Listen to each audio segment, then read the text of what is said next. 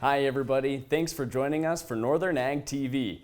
Well, big news from the U.S. Secretary of Agriculture was announced yesterday. Secretary Brooke Rollins announced the suspension of livestock imports from Mexico effective immediately after the continued spread of New World screwworm. Secretary Rollins noted that she, along with Mexico's Secretary of Agriculture, have worked closely on the response to the spread of screwworm, but Rollins stated it is her duty to take all steps necessary within her control to protect the livestock industry in the United States from this pest. Secretary Rollins did add that once the USDA does see increased surveillance and eradication efforts, along with positive results, that the U.S. does remain committed to opening the border for livestock trade. And another major announcement yesterday was the Trump administration announcing the country is pulling back on tariffs set on China for a 90-day period.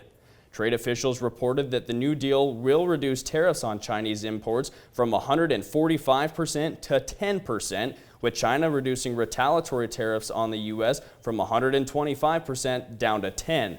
Treasury Secretary Scott Bessent stated that each side did not wish to decouple the trade between the countries and that the U.S. was looking for a longer trade deal with China.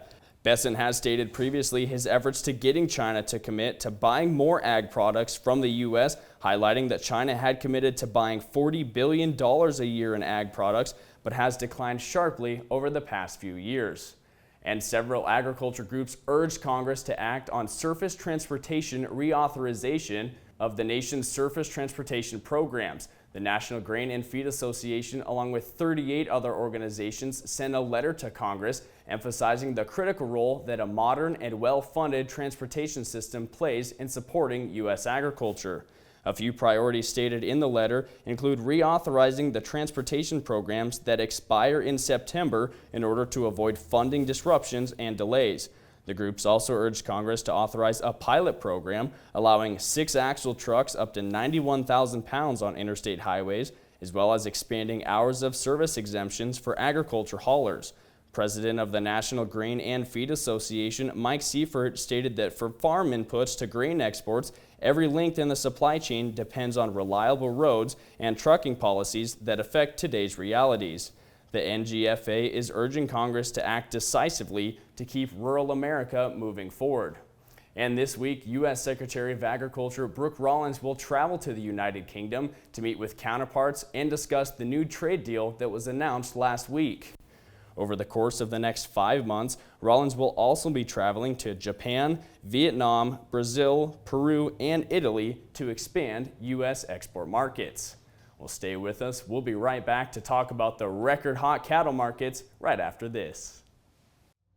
From the beginning, we've worked closely with farmers. BNSF's ties to the agricultural community go back 175 years. Together, we've innovated to make the U.S. agriculture supply chain one of the most efficient and productive in the world. Our strong relationship powers BNSF still today and helps us move the nation like no one else can. At BNSF, we move the nation for you. Talking with someone that you know is stressed out, those are difficult things to approach, but if you're good friends with those people, reach out and say, I'm here to talk to you. We can find somewhere to get some assistance. It's hard to get involved, but at the same time, you want to just say, hey, there is help available. For more tips in dealing with stress in agriculture or for free counseling for egg producers, visit beyondtheweather.com. Well, if you're involved in the cattle industry at all, yesterday might be one of the highlights of the year for you.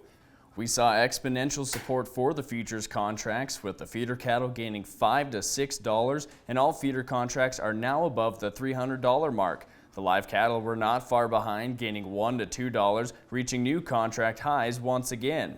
Strength for the cattle markets came from the announcement of the suspension of livestock imports coming across the Mexican border, along with the Chinese tariffs being lowered. Last week, we heard a new trade deal between the U.S. and the United Kingdom, also boosting the markets to start this week off. Box beef prices kept adding support. Choice cutouts were up $1.95 at $347.92. Not only were we seeing record high future contracts, but sale barns continue to display strong demand with record high prices. St. Aud's Livestock hit new highs for feeder heifers, with mid 6-weight heifers bringing $305 to $349 and heavy 7-weight heifers selling for $302.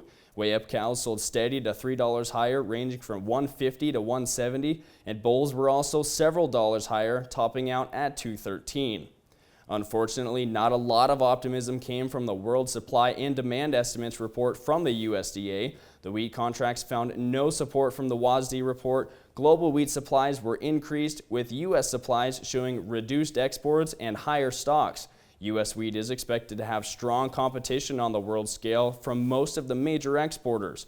Winter wheat contracts fell around 8 cents, with Chicago markets down 6. Corn exports are increased from a year ago, and supplies are rising more than corn use, with ending stocks up nearly 400 million bushels from a year ago. Soybeans had an absolute bullish day with lowering of tariffs on China. Soybeans also showed a lower supply with lower ending stocks for the year, with contracts gaining upwards of 22 cents yesterday afternoon. Well, that's all for our Northern Ag TV. Thanks for joining us. I'm Colton Young.